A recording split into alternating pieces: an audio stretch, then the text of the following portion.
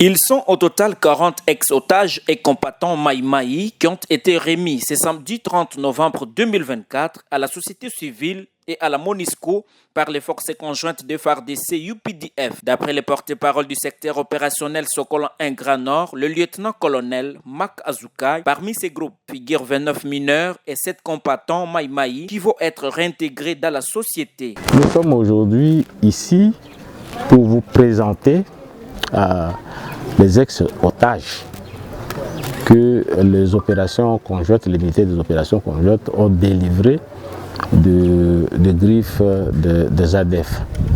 Et parmi les gens que nous présentons aujourd'hui, il y a aussi les Maï-Maï. Si je dois vous donner les chiffres des personnes qui sont ici, nous allons vous montrer 40 personnes. Les 40 personnes, il y a 29 mineurs. Parmi 29 mineurs, il y a 6 enfants.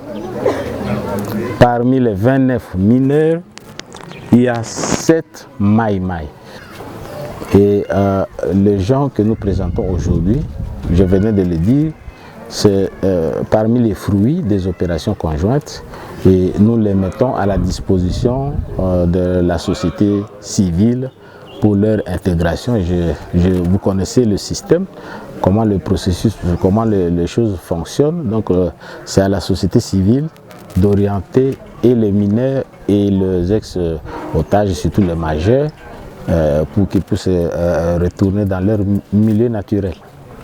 De sa part, le président de la société civile Forces Vives de Béni, Maître Pimpé Kavota, la communauté est appelée d'accepter ses compatriotes tout en souhaitant que les armées doivent tout faire pour le retour de la paix. Réinsérer dans la communauté, dans leurs familles respectives, par les biais de composants de la société civile, dont j'étais les noms.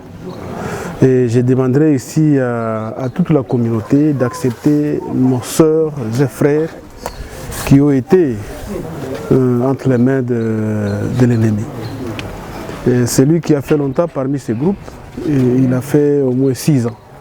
6 ans c'est trop.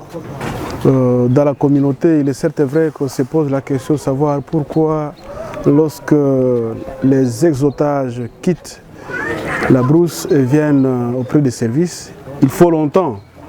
Ces questions-là ont effectivement leur pesador, mais il faut que je martèle comme président de la coordination urbaine que les services doivent faire leur travail. Notons que cette remise intervient alors que les opérations conjointes FARDC UPDF, dites Ushuja, célèbrent leur 3e anniversaire des combats contre les groupes armés, dont les ADF MTM.